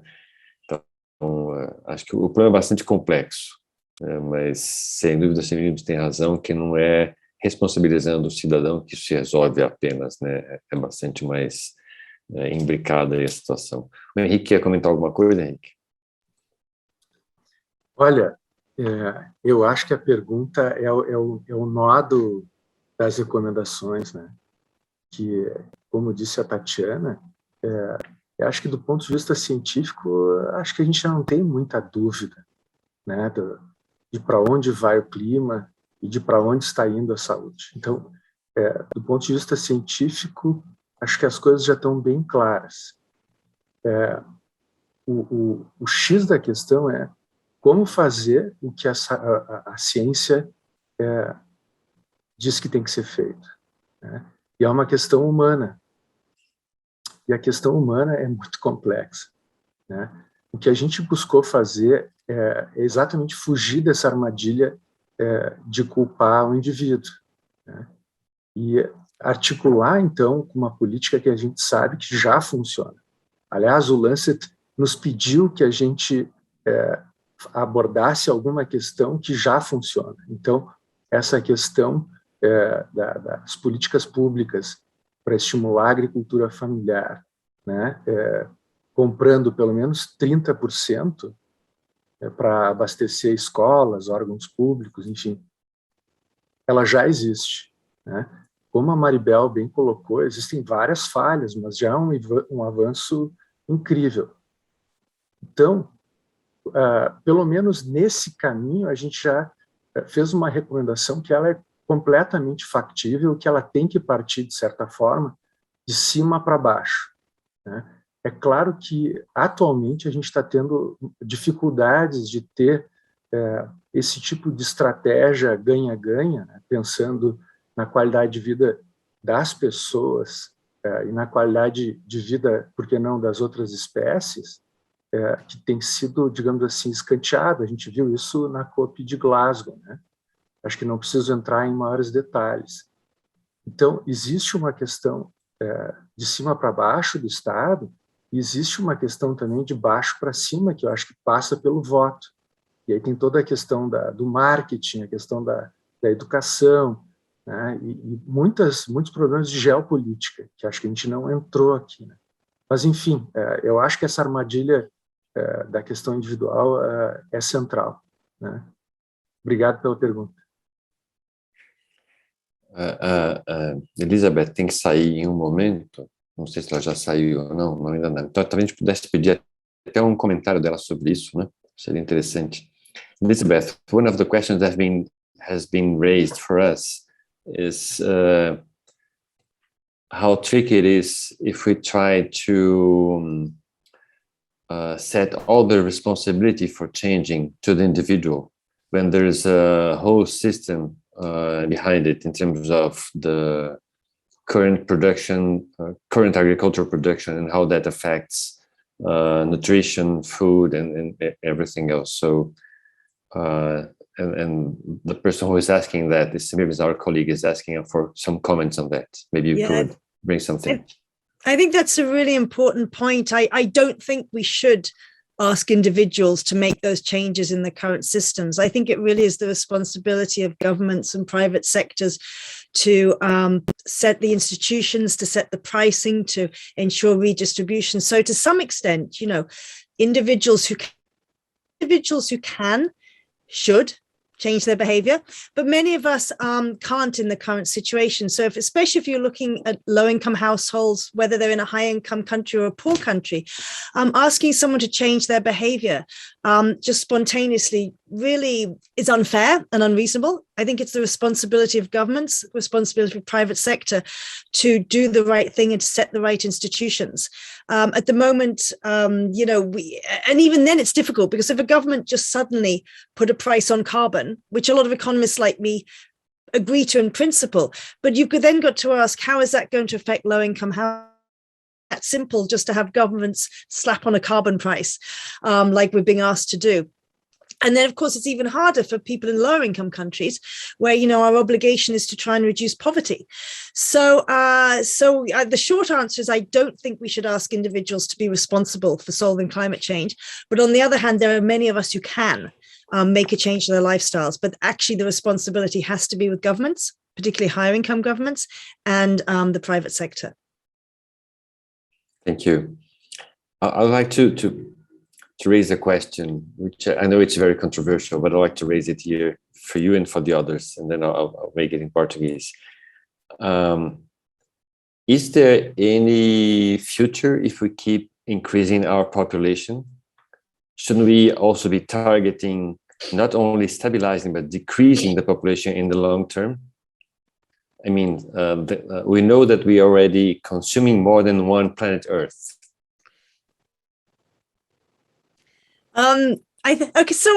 Yes, in the longer run, things would be easier if the population was smaller. But I think there's so much inertia in population that if we just wait to try to solve the problem through population, we're going to have already destroyed the planet. I also think, if we could do a thought experiment, if we removed all the population that's actually the high emitters, but don't change the system, and the companies who still want to make money, they will just keep, doing the same thing, and the low emitters will then, take over our role. Or sometimes I really worry that the people who talk about population somehow are not thinking about people like me in Europe, but thinking about low-income countries. But those are the people who aren't emitting to start with. So yes, in the longer run, it would be nice to ensure that all families, all women can choose their fertility. And we know when population's reduced, people tend to choose to have fewer children. And we see in higher income countries, people tend to choose to have around 2 or fewer children.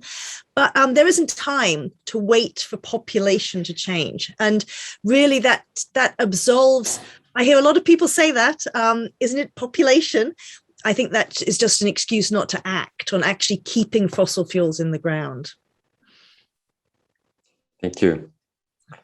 Os demais, a pergunta que eu fiz foi, eu sei que isso é controverso, mas num planeta em que a população continua crescendo, há alguma chance de a gente ser bem-sucedido, ou nós devemos também atacar a questão do crescimento populacional? Saraiva, sabe que vem 2 frases na minha cabeça.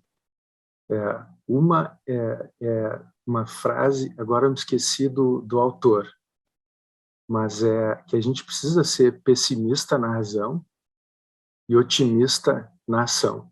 Elizabeth, we need to be pessimistic in our analysis, but optimistic in our actions. E o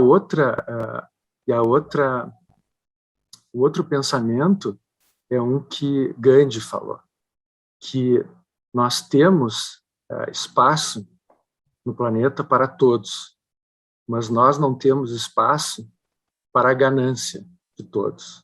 So the other one is Elizabeth, is by Gandhi. He says something like, yes, there's room for everybody in the planet, but not for ganância of everyone. So eu acho que, enfim, essas 2 frases me guiam, né? A questão é muito complexa, muito controversa e não sei como aprofundar, mas enfim, em linhas gerais eu iria por aí, né? Eu lembro isso, a pergunta vem por causa dessa questão dos limites planetários. Então, há lugar para todos? Até quanto esse todos? Eu quero começar. Essa é a minha questão de fundo.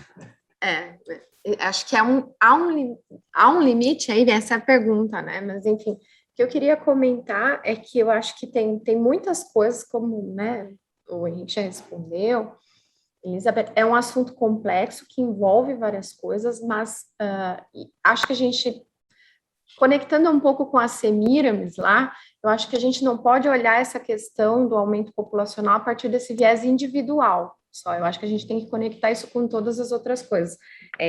A Elizabeth disse, por exemplo, não adianta a gente ficar insistindo nesse limite e não atentar, por exemplo, para a questão dos combustíveis fósseis, da gente continuar fazendo todas as outras coisas. Mas acho que isso está conectado com há um limite sobre a população, né? Assim como o planeta é finito, a energia não é uma coisa que a gente vá potencializando, né, no espaço.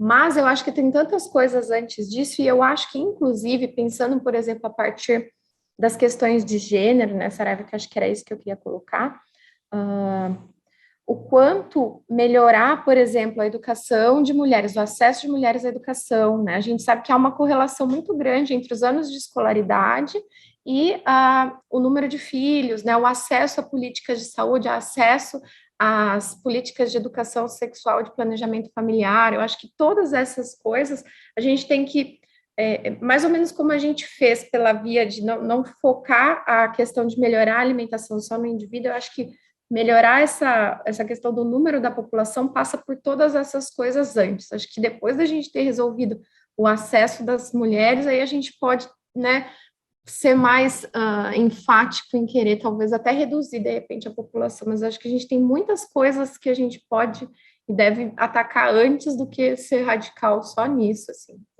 assim eu penso, né? Acho que, inclusive, a gente solucionaria, acho que é quase um co-benefício, né? A gente melhorando certas coisas, a gente melhoraria isso. Eu penso dessa forma, como um co-benefício, não como uma meta em si, mas como uma questão que tem que estar como pano de fundo. Raquel, gostaria de comentar? Ou Maribel? Não, eu acho que a Tati colocou muito bem aí essa questão, né? Eu acho que não vejo como um foco de ataque agora. Nós podemos ir colocando de forma marginal, né? Isso vai acontecer como uma consequência de outras mudanças, de se observar, de trabalhar o comportamento, de trabalhar o planejamento familiar, de trabalhar, né, todos os níveis e instâncias, e sempre tendo a participação. Eu acho que a participação e a responsabilidade, né, como a Elizabeth coloca, do governo, sim, mas existe uma reflexão do indivíduo, e ele tem de estar consciente dessa necessidade do governo, do setor público e privado participarem, e ele tem de participar desse processo, como o Henrique coloca, né, acho que vem nos dois níveis, de cima para baixo, de baixo para cima, para que a gente possa conseguir como um co-benefício. Eu acho que a palavra é essa, é um co-benefício. Eu acho que a gente podia passar para um encerramento, Henrique, e vocês todos são chamados aí a colaborar nisso. Eu acho que nós vivemos um momento especial, né? Esses tempos agora são especiais, é uma COP muito especial, esperemos que seja uma COP que realmente mostre uma mudança de rumos, que nos traga esperanças a partir de decisões que sejam tomadas lá, ou de ações que sejam iniciadas lá, para que a gente possa, a partir daí, sim, notar as mudanças no ritmo que nós necessitamos, porque realmente a tendência atual e o ritmo atual são ameaçadores, né? A verdade é essa, né? Mas eu vejo que também, de um outro lado, essa ameaça pode ser a oportunidade, como bem disse o Anthony, né? Acho que é nisso que a gente tem que apostar e colocar as nossas fichas e as nossas esperanças. O Henrique quer fazer um comentário? Então, num tom de fechamento, né, eu vejo, claro que essa questão da ameaça da mudança climática, ela é real, e no momento, na nossa trajetória, o desfecho é terrível. Mas eu acho que a gente tem inúmeros exemplos na trajetória da humanidade que mostram que desafios que parecem impossíveis, a gente pode superá-los. Eu vou dar alguns exemplos. Um exemplo, por exemplo, quem é que diria que a gente conseguiria chegar à Lua? Né? Era coisa de louco. Eu acho que é um exemplo. Uma outra coisa, daí mais da área da saúde, é erradicar a varíola. O pessoal já nem sabe mais o que é varíola. Era completamente devastador. Né? Acho que outro exemplo que eu cresci vendo isso foi o cigarro. Então, no Brasil, uma política extraordinária. Ou então a questão da AIDS. E acho que, por último, o Covid. Né? Foi incrível a questão das vacinas, e a gente vai superar essa doença e a gente vai conseguir, sim, distribuir para todo mundo, talvez não na escala de tempo que a gente gostasse, mas a gente vai conseguir distribuir essa vacina para todos no planeta. Então, eu tenho essa esperança. Obrigado. Tem uma pergunta aqui obrigado, Henrique, tem uma pergunta que o Ayrton fez diretamente para a Elizabeth aqui no chat, se a Lancet Countdown planeja usar indicadores usando pesquisa qualitativa além de quantitativa. E ela responde que tende a focar em indicadores quantitativos, mas tentar fazer isso em volta das histórias, em torno deles. Mas isso é uma discussão frequente. I don't know, Elizabeth, if you want to comment on that publicly. Yes, so I think we quite often discuss the role of qualitative and quantitative. On one hand, the quantitative approach allows something with a number, but I think what we've learned is that one needs to craft a qualitative narrative around the indicators. And there are some indicators. I quite often look at systemic risk and systemic crisis, and that's an area where it's much harder to think about the quantitative, or the quantitative don't really give the full story because there's so much uncertainty. So I think the policymakers seem to quite like it when we craft a qualitative narrative that sort of stitches together using the indicators to make the point. But we do talk about that a lot, so it's interesting it's been raised. Thank you. Thank you, Elizabeth. Palavras finais de Tatiana, Raquel, Maribel, Rafaela, comentário curtinho para a gente encerrar. Como eu comecei, agora eu passo a palavra para as minhas colegas, para que a Rafaela, então, comece fazendo o comentário dela. Só tenho a agradecer, foi uma experiência muito incrível para mim estar aqui hoje e aprender com vocês. E, enfim, espero que esse evento tenha um alcance aí para as nossas recomendações para o Brasil. Obrigada. Maribel? Mais uma vez agradecer, né, desejar sucesso a todos envolvidos nesse trabalho e dizer que a FETAG do Rio Grande do Sul está sempre à disposição para todos os colaboradores, todos envolvidos nesse trabalho. Meu muito obrigada. Obrigado. Tatiana? Eu queria agradecer o convite, a oportunidade, agradecer a parceria dos colegas, agradecer essas falas aqui que enriquecem, né, o nosso escrito, a partir de tantos pontos de vista, de tantas áreas, de tantas coisas que a gente pode pensar a respeito. Desejar que o documento, de fato, tenha um bom alcance e que a gente possa continuar fazendo esse policy brief para o Brasil, né? Eu tenho uma requisição pessoal, assim, né, para todos aqui vou lançar, que a partir da minha prática, eu acho que a gente poderia tentar congregar um esforço de tradução desse documento, eu acho que para dentro do Brasil, por exemplo, né, com o movimento dos agricultores, familiares, eu que trabalho muito, né, com a questão da educação do campo, para poder levar isso para povos tradicionais, facilitaria muito se a gente tivesse esse documento em português. Acho que seria um documento bem importante para eles se apropriarem, inclusive utilizarem. Então, a gente pode, de repente, né, e a equipe, parceiros, ver como é que a gente poderia fazer esse esforço para ter esse documento também em português. Concordo. Acho que é essencial. Tem razão. E é isso. Raquel? Muito obrigada. Obrigado, Concordo com a Tati, reforço a solicitação dela. Essa semana ainda nós conversávamos sobre isso, quão importante seria esse documento traduzido para que nós pudéssemos trabalhar junto às comunidades tradicionais. O infográfico, ele fala por si, mas assim, as reflexões, os detalhes e trazer as contribuições, porque ao chegar com um documento como esse, lá na ponta, né, das pessoas que estão produzindo os nossos alimentos, das pessoas que são grandes responsáveis por essa segurança alimentar e nutricional, a gente consegue trazer sugestões, nós conseguimos, de repente, trazer grandes soluções.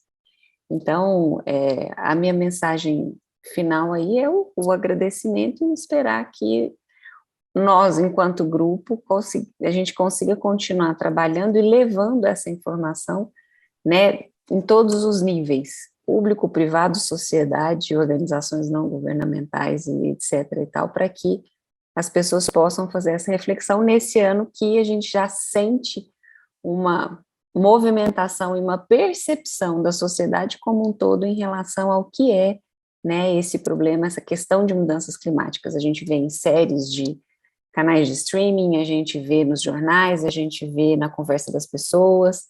Então, é importante que a gente continue trabalhando, né, e fazendo com que essa mensagem ganhe uma magnitude maior. E obrigada aí pela equipe que está aqui com a gente hoje, para quem que tirou um tempo do seu dia aí para nos ouvir aqui e vai nos ouvir num determinado momento, depois assistindo lá pelo canal. Obrigado, Raquel. Elizabeth, you'd like to say some final comments? I think just to thank you so much for having me here. I'm so sorry I don't speak any Portuguese, but we're sorry. I speak too fast. But I think it's such a pleasure to see these regional initiatives, these regional Lancet countdowns. They're tremendously important. And just to see so many people engaged in Brazil and across Latin America, we're all working for the same thing. Yeah. Just how important the mitigation of climate change is for our health. And just excited to see these initiatives and specifically these regional initiatives. They're great. So thank you for having me be a part of it. Thank you so much. Thank you for your leadership and as you said, we're all in this together, so we need to work together. Thank you so much. Eu queria, Henrique, você, últimas palavras, você já, não sei. Eu acho que eu já concluí, obrigado. Tá bem. Então, vou só compartilhar uma tela com vocês aqui para lembrar de uma coisa, que o grupo como um todo teve um papel importante nisso, que é a Declaração de São Paulo sobre saúde planetária, sobre mudança climática, sobre saúde planetária, que foi o resultado do encontro sobre saúde planetária realizado aqui virtualmente no Brasil em abril, e como decorrência disso foi escrita essa Declaração de São Paulo sobre saúde planetária. Todos aqui foram coautores, então é importante agradecer a todos e dizer que esse é um documento que traz muitas diretrizes, né? Uma chamada à ação imediata, né, para todos os atores. No fundo, tem 19 setores listados textualmente, um deles é todas as pessoas. Então, ninguém escapa de se ver ali representado do ponto de vista de o que pode fazer, o que deve fazer para revertermos a situação. Então, está disponível em várias línguas e ainda aberto para assinaturas e, mais importante que isso, para ser disseminado, para ser usado como uma bússola em termos de ações que a gente pode fazer.